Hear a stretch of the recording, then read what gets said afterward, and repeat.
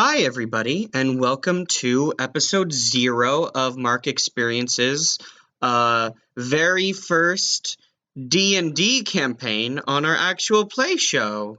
We're finally a proper D&D podcast, you guys. Only took us, 2.5 years or whatever? Yeah, I felt a little bit bad about putting 20 minutes of world building and lore explanation at the beginning of Bypass System, so we're not going to do that again. In the future, I will be striving to set up episode zeros for all of the seasons and the campaigns that I'm in charge of. If you're not interested in hearing a brief synopsis, some world building and overview about what the cultures are and what characters the players will be playing, this isn't for you, and you don't have to listen to it. It's not mandatory, and that's totally okay. We are going to be playing a D&D campaign called Pillar Arisen that is in my own setting on the world of Almora. We will be playing mostly on one continent called Taurius.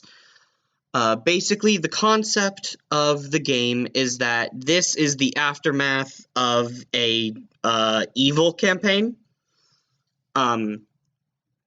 Basically, what happened was a team of evil adventurers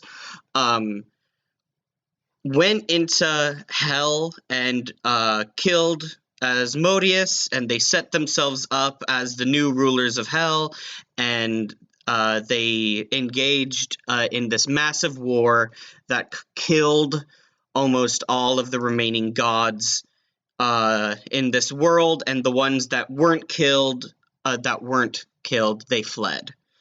And the war was so massive and so destructive that it basically completely changed the landscape and altered how almost every single culture functions. So if you're here for classic Tolkien-style dwarves, orcs, and elves, I'm afraid we're not going to have that. Hey, stop telling our fans to go away. I'm sorry. Tell them what they're here for.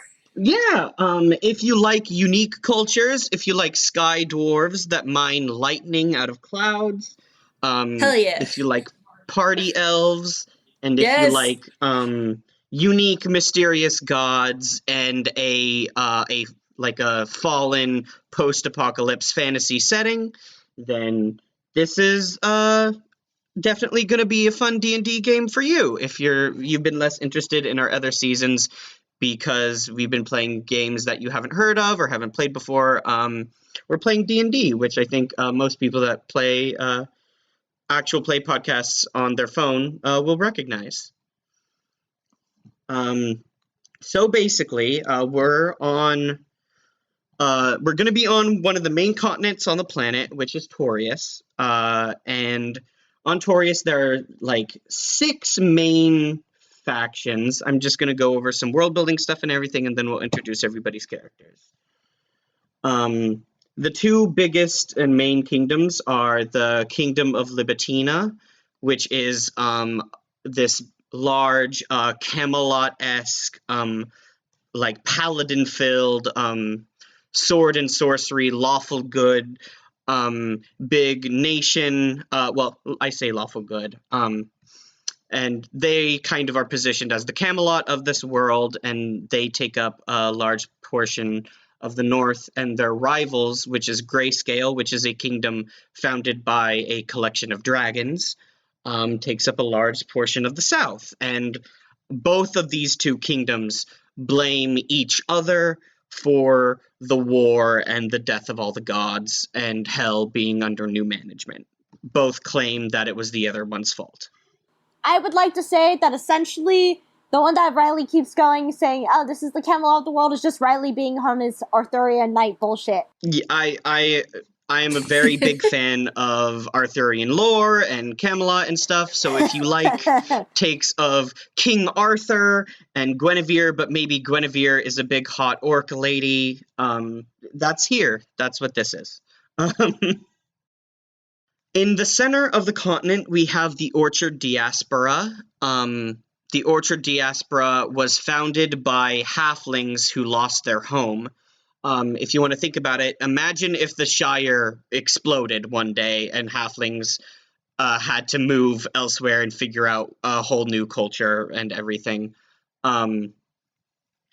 There was this big, horrible cataclysm. The halfling home of Orchard was completely destroyed, leaving this massive pit in the continent that just goes straight down, and killed all of the plant life in the farmlands in the surrounding area in the center of the continent, which is one of the main reasons why Libitina and Grayscale haven't just full-on gone to war, because there's this big, like, scarred area in the middle of the continent that makes it difficult to travel, that is full of very, very angry halflings. They've formed a nomadic society where they live with gnolls, goblins, and centaurs, and they all live together in this big Orchard diaspora because they all lost something really important to them in the war, and don't have a home anymore. And so they've banded together and roam the deserts of the center of the continent and work together to help these cultures survive. Up north past Libitina, we have Refuge, which is the new home of dwarves and gnomes.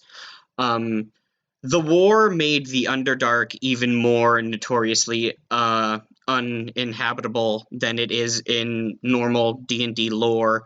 And so basically, as a whole, the world decided that it was just better to seal off the entirety of the Underdark and leave it be. So dwarves, gnomes, and all of the other subterranean races like the drow and kobolds, everything like that, they all left and moved up as far as they could. The dwarves and the gnomes basically climbed up these mountains, but they were so terrified of what lay beneath their feet that once they reached the top of the mountains, they felt that they had to keep going. And they formed a new skyfaring society with other, like, bird folk, like Aarakocra and Kenku, and other smart races that were willing to lend their magic and their know-how to others in order to escape the war-torn planet below. And so they formed the Nation of Refuge. Other than that, we just have the Feyborn city-states, which are a collection of these massive walled-off city-states founded by the elves. When the war started and got particularly bad, the High Elves and their isolationist policies leaked to the other elves, and they convinced elf society as a whole to stay out of the war and just go into these massive citadels that they built for themselves, build these massive walls, and just wall themselves off from the rest of the world for all eternity.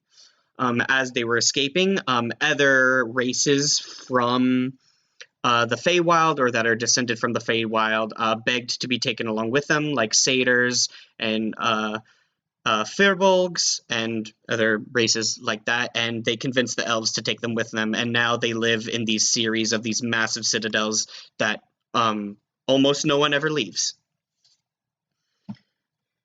And then the last faction on our map is in the very south in a series of red tropical islands called the Red Isles, which are a series of small tropical islands that sit in a blood-red ocean that sits on a torn area of the plane that leaks demons and devils from hell on a constant basis. Think Japan with kaiju. This is fantasy like Japan, except instead of Godzilla, it's like Orcus bursting from the waters with an army of undead. And so a huge portion of the tiefling population moved to the Red Isles, half of them to stick it to their fiendish heritage and fight back their parents, and the other half to support their fiendish heritage and help their demon daddies into the material plane to mess stuff up. Don't say it like that. And they live a endless weird war against the Hell Kaiju. Riley, don't say it like that. No, I'm saying it exactly like that. No! Why must you hurt me in this way? So those are the main 6 nations. Libitina and Grayscale are the 2 big ones. that we're going to be focusing on. The party has decided that they would like to start in the Dragon Run nation of Grayscale, so we'll be starting in a city named Xandria that is on the border of Grayscale and the Red Isles. So that's where we'll be starting. As for the gods of this world, the pantheon looks almost entirely different. The entirety of the world all worships one patchwork pantheon that has been formed out of the 9 surviving gods that have been left over after the war. And as a side effect of these gods being promoted to greater gods because there's literally no one else, them absorbing the domains of different fallen deities and them being worshipped by every culture and every race, they have all become incredibly powerful, so much so that they can interfere on the material plane actively as much as they want. But also they've become incredibly mercurial, where each different nation has a different way that they see the gods, and the gods have different ways of appearing to their followers to those. So, like, the elves may worship one god as an elf, where the halflings might see that god as a halfling, and both versions are accurate. The pantheon, as it exists now, is Godric, who is the god of war, heroes, and strength. Sylph, who is the god of nature, music, passion, and fairies. Osmaldus, who is the god of sky, travel, and knowledge. The couple, which is a married conglomerate deity that represent love, family, civilization, and fertility. The 2 goddesses of magic, Corinda, who represents magic and order, magic as a arcane science and as a force that you break down and use to bring order to the world, and then Mariella, who represents magic as a force of nature that cannot be controlled, destruction, chaos, the world as a place where volcanoes erupt and forests move around, all sorts of stuff like that. That's what they represent. The god of the sun is named Halo, and the god of the moon and the ocean is named Arwel. And the very last god and the newest god, who's only been alive for 300 years, is the young child god of death, Enoch, who is the son of Mariella and was recently born to take over the death domain after the last god of death that survived the war finally perished from their wounds that they suffered. And as I mentioned earlier, the gods are a very big, important part of this setting, and so we will be talking about which gods the different players subscribe to and how they feel about them. Past that, we're also using a different custom-made cosmology that I wrote by myself. It's very similar to Yggdrasil or the World Tree. Basically, the way that Almora views the planes is that all planes are stacked on top of each other in this giant massive pillar or tower, similar to the World Tree, with the material plane at the very center. And then as you move up, the planes give way to more positive energy and celestial beings and beings that are metaphors and like elemental that represent things in the world like gravity or fire. And then as you go down, you go into the planes that are influenced by negative energy and the breaking down of concepts. Like you get the Shadowfell, you get like the afterlife and hell and everything at the very, very bottom. Okay. I think that's all of the really brief basics, and it's only been 14 minutes. Oh, yes. And for the listeners, yes, this is the brief version. We have the documents all in front of us. We've skipped over maybe 15 documents. Yeah.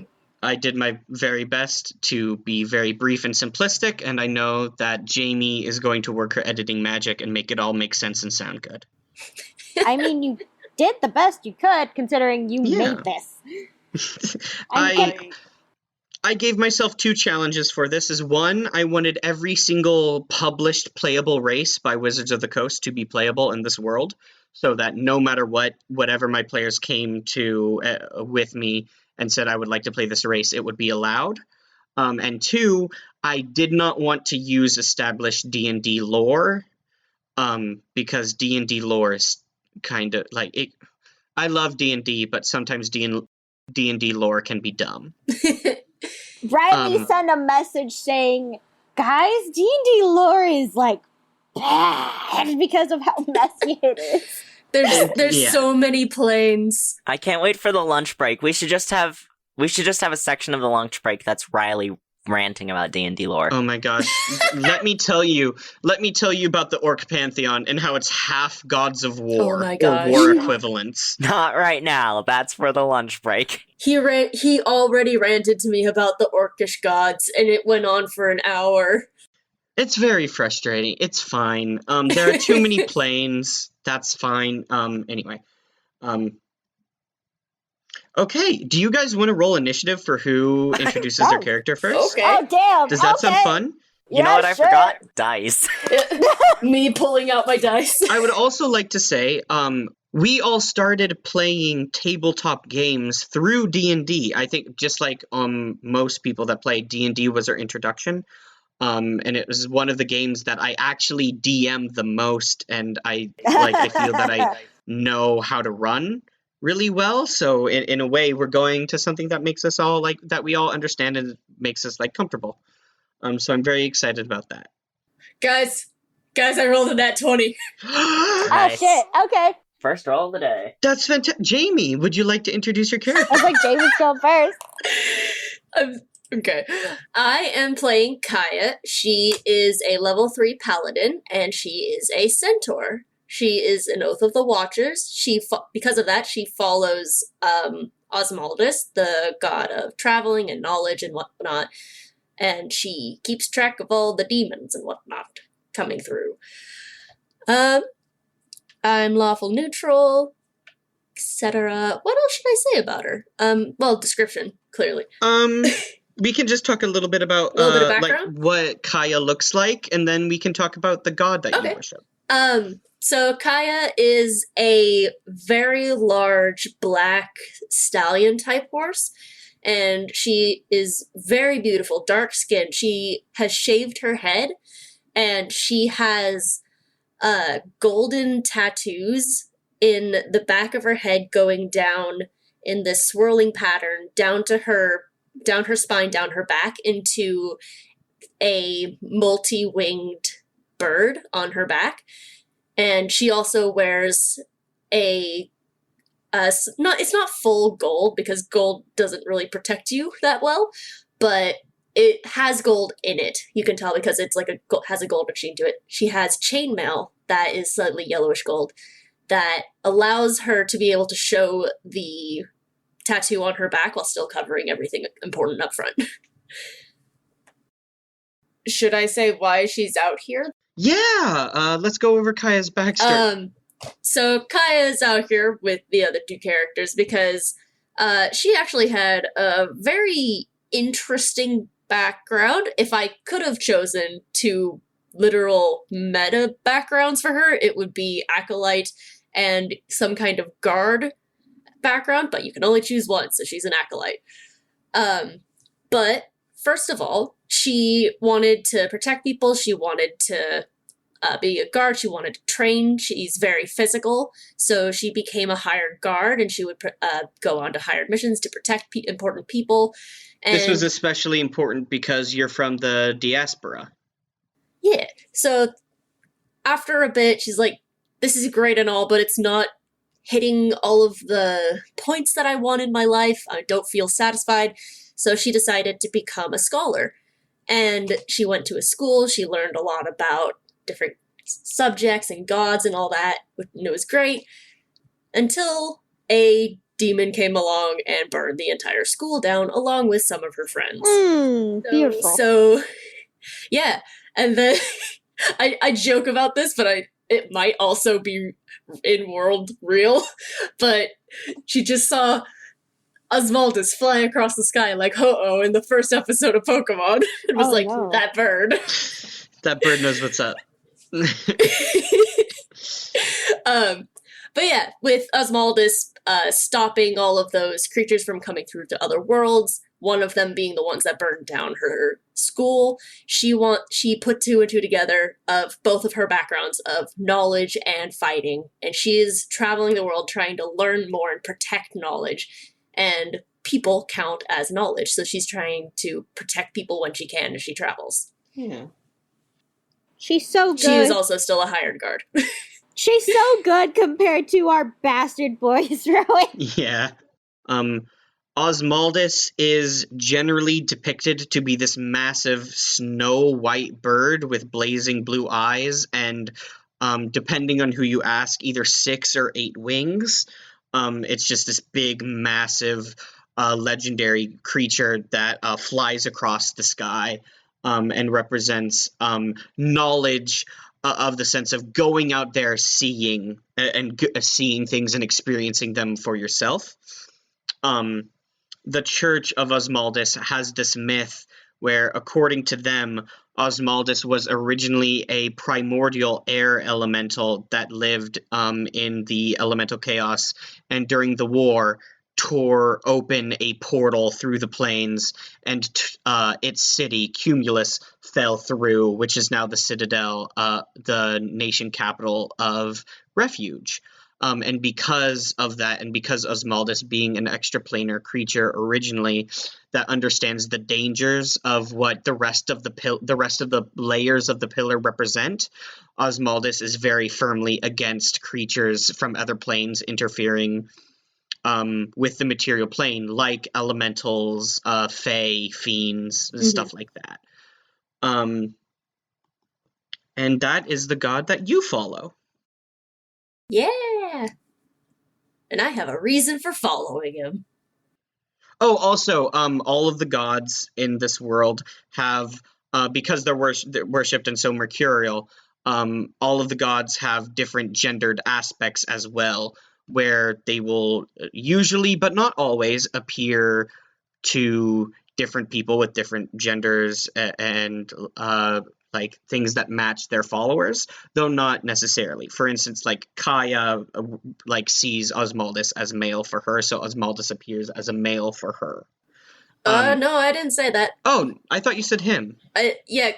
No, Kaya sees Oswaldus as not having a gender because she sees them as being knowledge. Okay, there you go. Genderless. Yeah. Okay, so, like, for instance, in Kaya, that's on me. In Kaya's particular instance, Oswaldus does not have a gender, which I would argue none of the gods have a true actual gender, except for the ones that generally choose to appear and be represented in a certain way. Yeah, there are some people who would, prefer to be confronted by a female over a male and whatnot. Like, the two gods of... That's my favorite word today.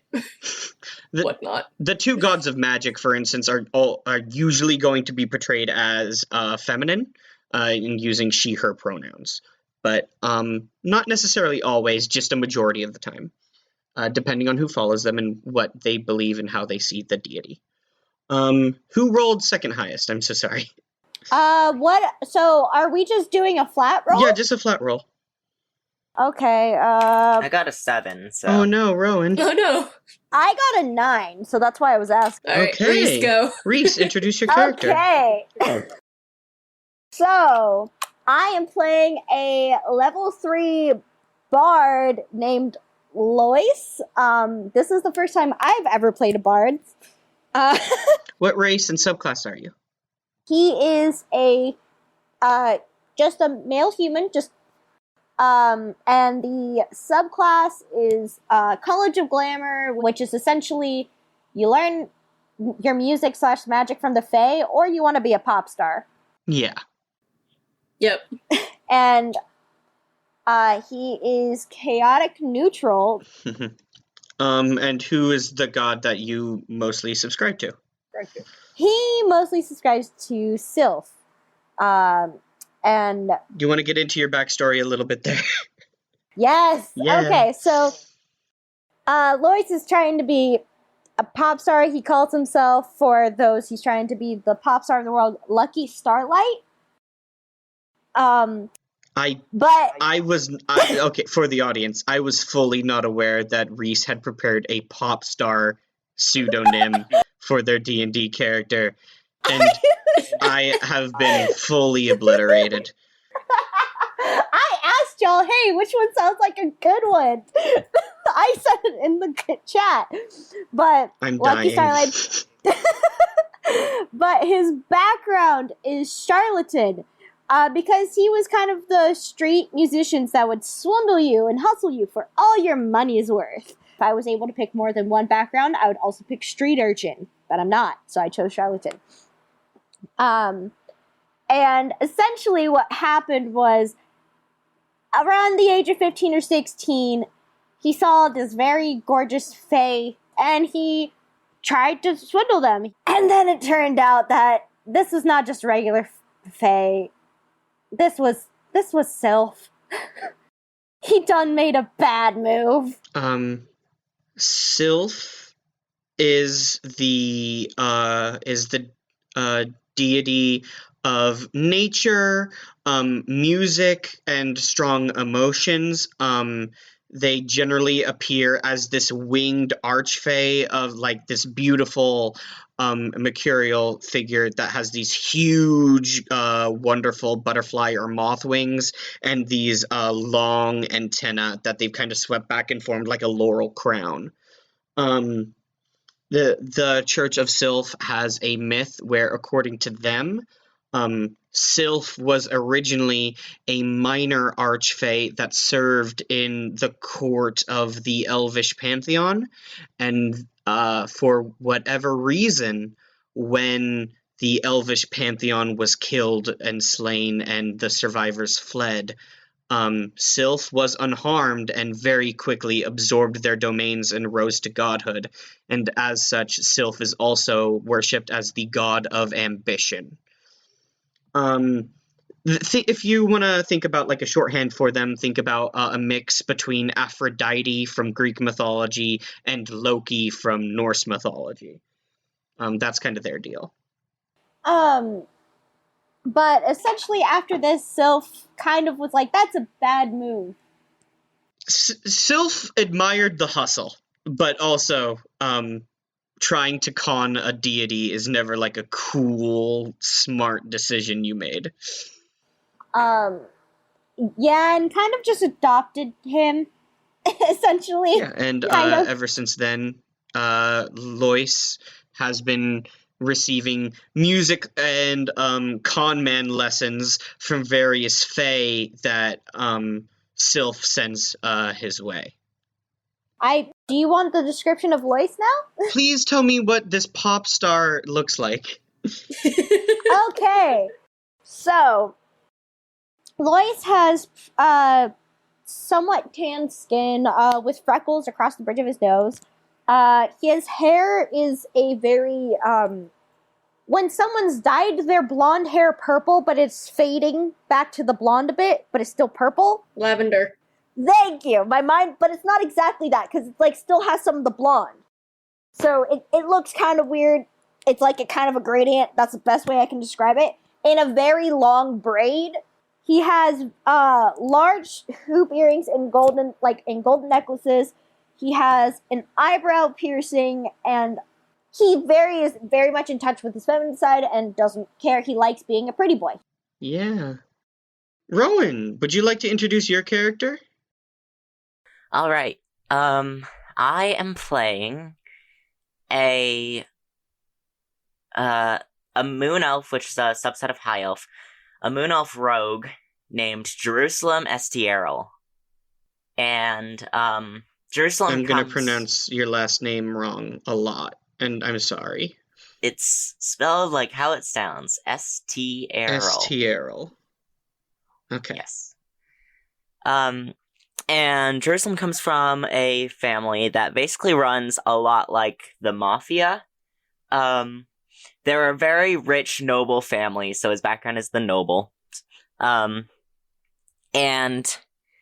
they've built kind of a lot of businesses that they kind of own the names or stocks in.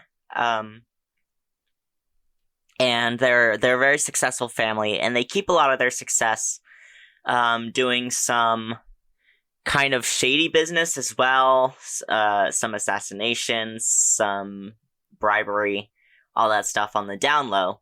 And because of that, the STRL family is very much about loyalty to each other. They have to make sure everyone's on board so they can keep their secrets and make sure they know who to trust. If you hurt any of them, it hurts, like, they'll hold a grudge against anyone forever if you hurt anyone in their family. Dope.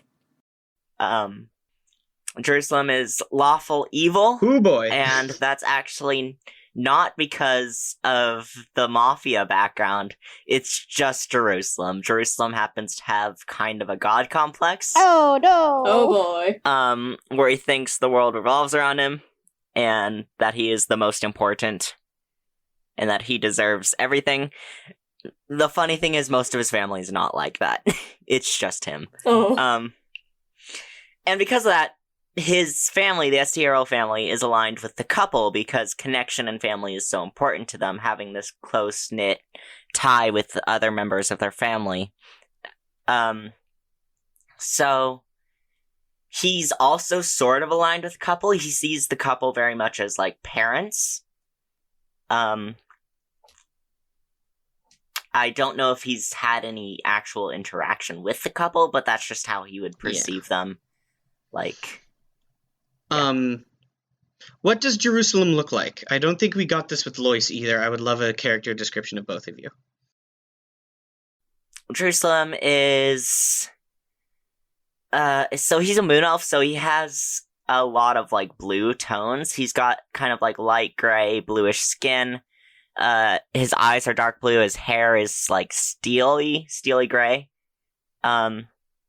He wears a lot of nice clothing. Yeah, and... Oh, here's another thing I forgot to mention. His goal is to gain a bunch of wealth, but petty thievery is not the way to do it. He's out for a big cash grab. Yeah. Sounds about right. Should I explain why? Yeah, absolutely. I mean, we'll probably also cover this in episode 1 as well. The STRL family has a big family fortune, and it goes to whoever has the most money at the time. So currently that is Jerusalem's parents. And whenever they decide that they don't want to manage the family fortune anymore, they'll pass it on to whoever has the next largest fortune, so they can keep adding to the overall inheritance. As of that, Jerusalem is not even close to being next in line. He's got 2 older siblings and an uncle who are in line before him. And actually, I drew out the family tree. There's also some cousins plus grandparents who would be in line before Jerusalem, purely because... Which is pretty unusual for elves, since elves have such a low birth rate. Yeah. Well, they have a low birth rate, but, like, they don't die that quickly, so there's a decent amount they generally live around, 800 years. There's a decent amount of grandparents. The only reason Jerusalem is so far, so far off the list of who's going to get the inheritance next is because no one thinks he's responsible enough to take care of the fortune. He doesn't have very much fortune right now, and yes, that's, their whole thing, but he knows that even if he were to get the money, he'd have to do something else to prove his worth. He'd have to go above and beyond. Oh, yeah. Interesting. But he still thinks he deserves it. He just thinks they're being unreasonable. And a real quick description of the couple. The couple is a pair of dual gods that are so inseparable that they basically become one and are known as one. like as I said earlier, they are the deity that represents love, family, civilization, and fertility. The myth of their church is that originally they were two minor gods in different pantheons, and when their original families were killed or left, they found each other in the results and fell in love and decided to be together despite being from different pantheons originally. And basically, the concept of this adventuring party is it's a small adventuring guild / business that Jerusalem has started in order to make money.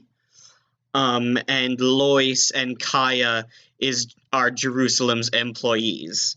And you've recently moved into the city of Xandria, which is a grayscale city near the Red Isles.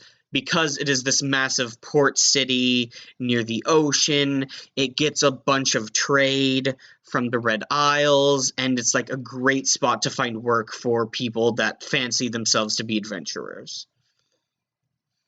And as for like the state of the world as it is, imagine this massive continent filled with like these 6 major kingdoms that almost every single race subscribes to. Each race's culture has been radically changed and altered by this war that's left these ruins across the continent that are now these incredible dungeons for various adventurers to dive into and strip for all their worth. And when exactly we pick up, what we're gonna do. which is exactly what you're going to do. And so when we pick up, the world will be going through yet another massive undertaking in the wake of this not an undertaking, but another massive change in the wake of this massive war that is going to put all of the factions at odds against each other as the gods start making moves to change the world. Sounds so cool. Lovely. A little concerned about that, but it's cool. It's cool. I don't know if I want this in the recording, but I will say, Reese, I already told you what it was that is going to be the main thing. You know what? Like, if y'all don't want spoilers, just like plug your ears real quick, I guess. But it's going to be revealed in episode 1 really soon anyway. But very recently, it was revealed that the deity Sylph had a dalliance. Anyway, she and a demon lord got together and had a child, and that child is a brand new race of sapient 4-foot-tall moth people that are now just in the world. And no one is happy about it. Gotta love Lois's adopted mom creating a whole new thing, a whole new race. Yeah, Sylph decided to create a whole new race. And also there's gonna be like weird breakup drama between Sylph and the Demon Lord. It's gonna be great. It's fine. Yes. So yeah, that'll be where things start. Oh my gosh, we forgot your frog butler. Oh yeah. Oh no, it's fine. For the audience, Jerusalem has a frog butler, and which has been provided. Forgot. That was not something by I the created. family. Okay, I think that's everything. I don't know. Is there anything else we want to? We went over the factions. Do we want to do some meta knowledge on our characters, or I don't know if any of our fans are very more into the technical side of D&D. Are you gonna talk about your con? And No, your health. yeah. I mean, I figured we could bring up the fact that we're starting at level 3, and Yeah. Well, yeah. But, Please, tell us about your health. please. everyone's getting on my case because my level 3 rogue only has 17 hit points. It's so bad. It is so bad. It's a joke. I'm gonna murder you so fast. Anyway. Like, I have 34. I literally have double what you have. I have, I think it's 21? Let me double check. 21, yeah. Yeah. At least both Jamie and I have healing. Yeah, we're gonna be keeping you Yep, alive. I'm ready to roll those death saves. But I can't say it is 100% in character for Lois to do that because he's going to make sure his investment on Jerusalem to get that money is still there. Yeah. Do we want to go over how everyone met, or are we doing that in the first episode? How did we meet? That would be a good. Yeah, let's go over how you guys met. Okay. Like, with Jerusalem and Kaya, I feel like Kaya was probably hired for a few family things, family meetings and all that. Just like, so Jerusalem kind of knew Kaya through assimilation. Yeah, I think the easiest way to connect the two would be through Jerusalem. Yeah. Jerusalem likely met Kaya as a bodyguard for his parents at some point. Like your parents, yeah. I'd say Jerusalem probably met Lois just Lois? out on the streets. And Lois did his... Tried to grift each other. Tried to swindle 101. And Lois probably started his whole, con man spiel and then realized that, he could get a whole lot more out of Jerusalem. Honestly, yeah. Instead of stealing him for all his money's worth, I will befriend him and then steal him for all his money's worth. Hey man, give me your money. Oh, you don't have money? Oh, you want money? I want money too. Let's go get money. Okay, yeah, but he wouldn't do it that. He's a much more charismatic. I'm just saying, that's the basic of what happened. Yeah, you're not wrong. You're not wrong. That's overall essentially what happened. Man, hey. You want money? I want money. We've got so much in common. Kaya's the only one out here that doesn't want money. She's just in it for the knowledge, and she's with these. Kaya's here to whack you two with a newspaper. Going back to mechanics and whatnot, Kaya is... she's packing a lot. She's carrying a 2-handed glaive, a scimitar, and 5 javelins. Lois has several things. He carries so much on his person. He has his Aurora, his instrument of choice. And no, I'm not saying what that is because I haven't figured it out yet. I should, but I haven't. You named it, but you don't know what it is? Yeah, when you said instrument of choice, my first initial thought was your dick. Hey, no. No. He has more class than that. He's not gonna name his dick. He was practically raised by Sylph. But Reese, you're a bard. Yeah, that's why he's called Lucky Starlight. And I forgot to add in his description, he has little star pattern, I don't know if it's makeup or tattoos on his face, on his cheeks. Oh. Yeah. Yeah, he has freckles on his shoulders and all that.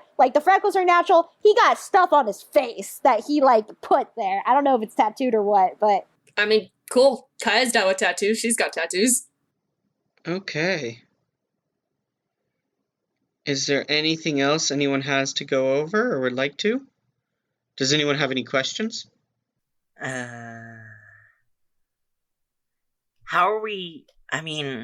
is there anything we need to prep before we start the next session? Are we going to be planning what we're doing? Will you have a quest ready for us? I will have a quest ready for us. When we start in episode 1, you will be new arrivals into the city of Xandria, and you will have already set up your small guild. And I will let you guys describe what you want your base of operations to look like. And I will have... We have a base? Yeah, a small base. You have a very tiny guild hall that you were able to buy. You've just arrived in town relatively recently. I'm gonna have some scenes where I introduce the characters, their contacts, what their like deal is, and then I'll be introducing like our very first little quest. I just want to go over the pillar one more time and in a little bit more in depth, and then we can wrap up and be done. Okay, so like I said before, the people of this world view the planar system similar to the world tree, where they think of all of the different planes of reality as stacked on top of each other and layered in this massive big pillar, where each different plane is a layer or a floor of the pillar. And at the very center, you have the prime material plane, also known as Almora. And if you go up, you reach the realm of Fae, which people who know D&D lore recognize as the Fae Wild. This is a reflection of the material plane that's more magical and strange and mysterious. It's a little bit more influenced by positive energy in the strong emotions.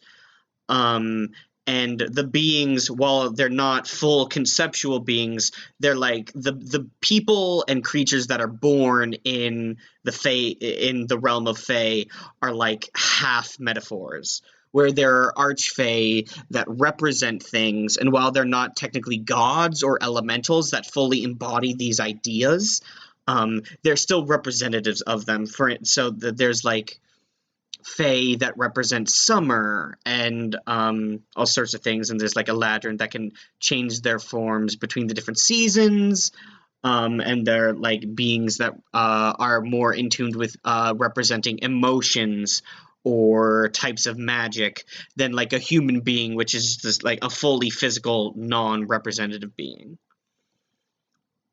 Above the realm of Fae is the realm of ideals, which is a realm of full metaphor beings that are still like simple and are not like entirely grand, but is also more influenced by like positive, strong magical energy.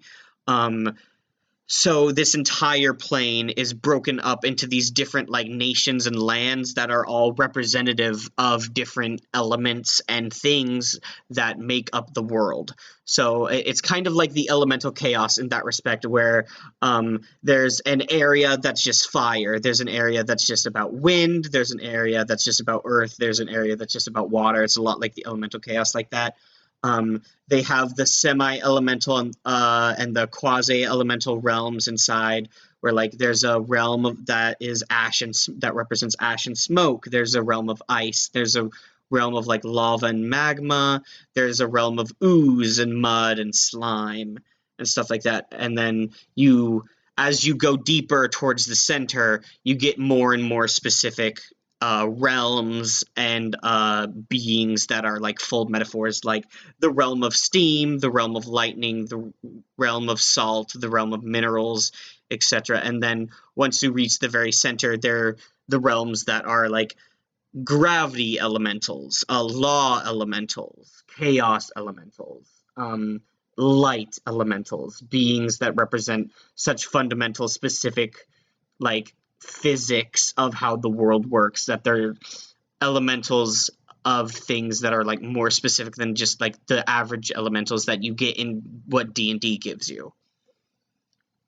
And then above that is the realm that is simply just referred to as the highest, which is the celestial plane, which is the realm of full positive energy and beings that represent massive, complex ideas and domains that they stand in for and that they represent fully, which would be the gods. And each god has a different realm inside of the highest, where they've made their own personal heaven. Each god has their own angels and their own divine celestial servants. And when a beloved mortal of a god dies and is sent to the afterlife to be judged by Enoch, a god will step in and like root for them and ask for them, and then that soul will be sent up to that deity's specific realm of the highest. And these realms are always interacting with each other, exchanging angels, exchanging spirits of like good mortals and stuff like that all the time. And that's what going up on the pillar looks like. And heading down from Almora, you get the Realm of Shadow, which is known in like D&D lore as the Shadowfell. This is like a darker, more pale reflection of Almora and the material plane. It's the material plane, but a little bit more tilted towards negative energy, the lack of life, and beings that aren't conceptual and are being broken down by that. So this is where you get things that are like not true representative of what they are, like monsters that are like two animals like smashed together. Like this is where owl bears come from. This is where undead come from. This is where the curse of lycanthropy, like where werewolves come from, because these curses of like lycanthropy and vampirism break down what you are conceptually as a mortal being. Underneath the Realm of Shadow is the Realm of Death, also known as the Realm of the Afterlife.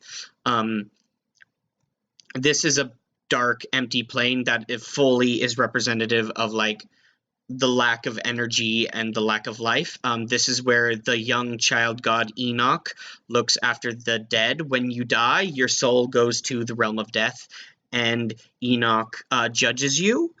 Because Enoch is a very young, very like baby deity, Enoch is not known as a harsh judge or like a punisher of souls. When you die, you hang out in the void with a baby. That's what happens in this world. If you were particularly good or beloved by a certain god, they will come down and they will get you. If you're done living and you would like to be done and dead, but you haven't been chosen by a god, you reside in the realm of the afterlife as a spirit with Enoch for the rest of eternity. If you would like to continue living and you want to go, Enoch reincarnates you, and you are born again on the material plane, and you get to keep going without memories of your previous life. If you're really, really bad, if you're truly just a terrible person, or you have pissed off a god in particular, Enoch will hurl you down a layer into the realm that is simply referred to as the lowest. This is the plane that is fully representative of negative energy, non-conceptual beings. This is like hell. This is where fiends are from. This is where the devils live, the demons live, and the Yugoloths live. In this horrible, like, nightmare space that is constantly always sending these forces on this river of blood up the pillar. They're constantly climbing the pillar, trying to reach the highest and tear them down. That's beautiful. I'll be honest, I got so into your, like, just storytelling that I forgot we were even recording or in a call until Reese made a noise, and I was like, oh, right, we're doing a show.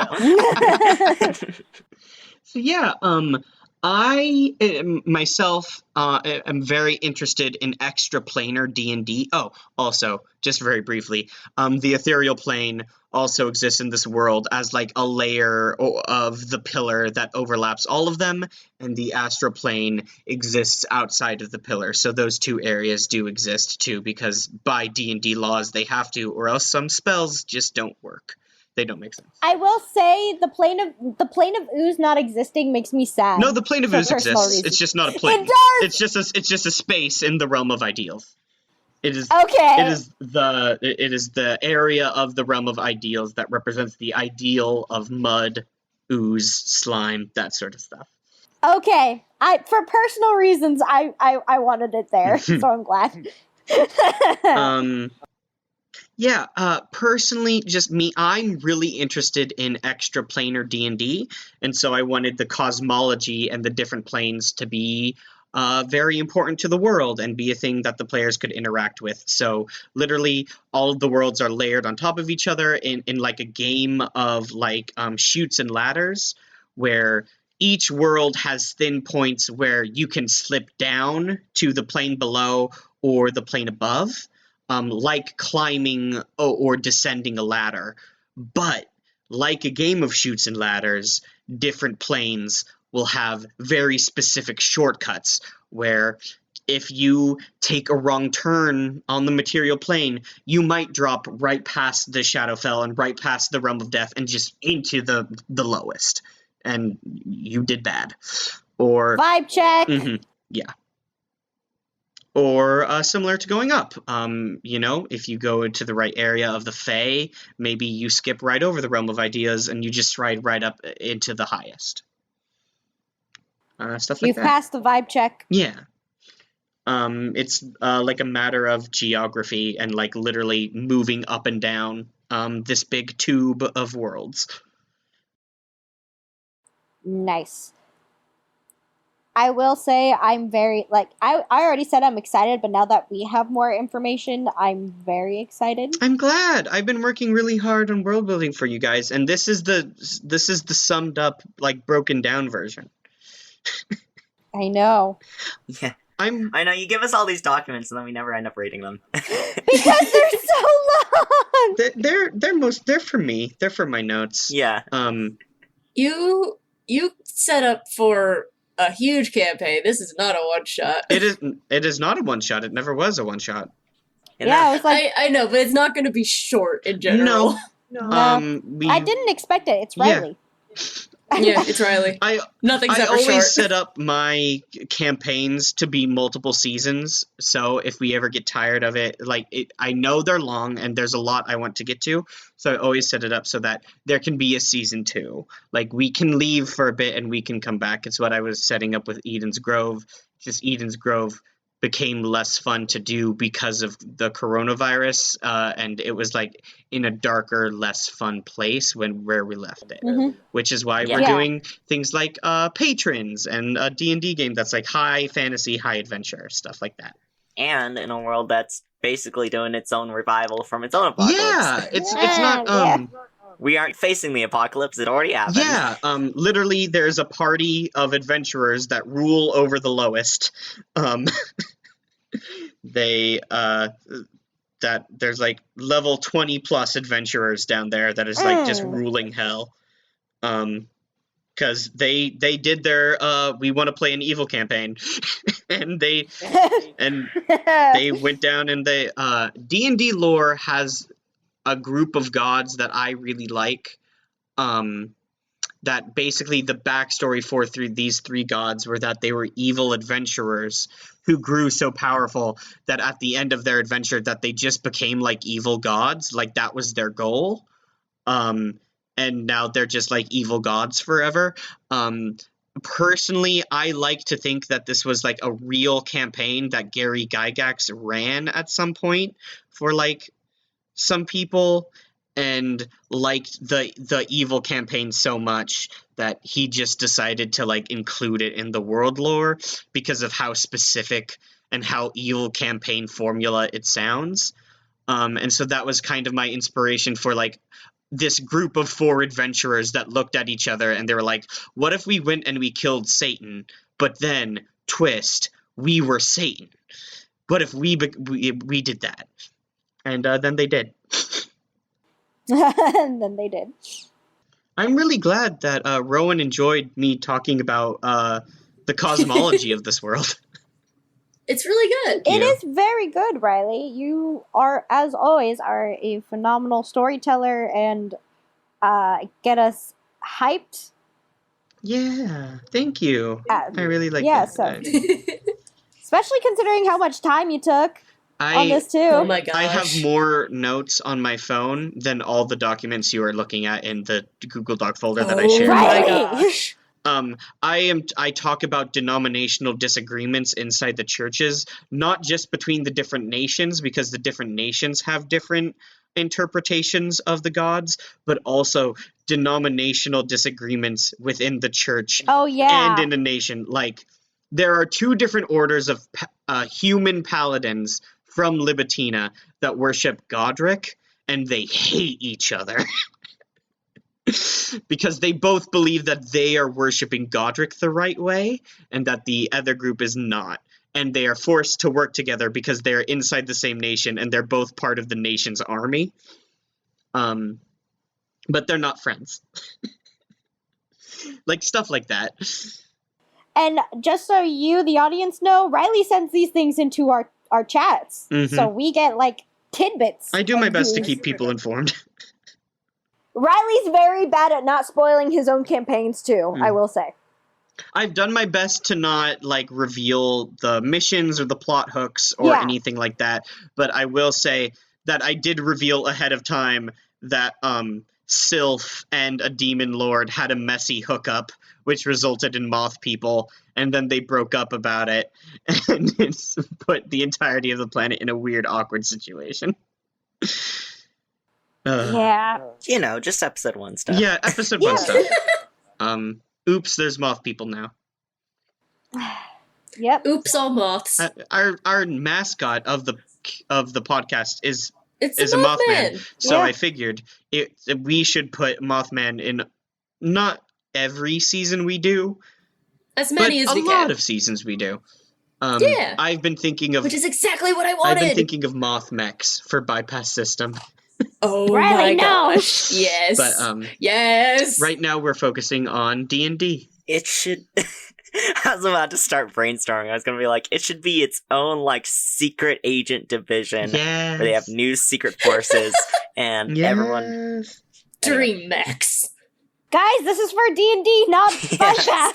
I know. Man, guys, let's go back to bypass system. It was a Riley. choice between D&D, like a new D&D campaign, or going back to bypass system. And we were tired of one-shots, and I wanted to do a few more world-building, establishing one-shots before we went back to bypass system. So I think the next campaign and the next season I run will be bypass system for sure. Yeah. And then Yeah. after that, I'm out of campaigns that I want to run. Yeah, the rest of us do have campaign ideas. that Yeah. Yeah. This is not the lunch break. Let's not cover our other campaigns. we can- It warms my heart so much how much you guys love me talking for half an hour about world building. Thank you for being my friends.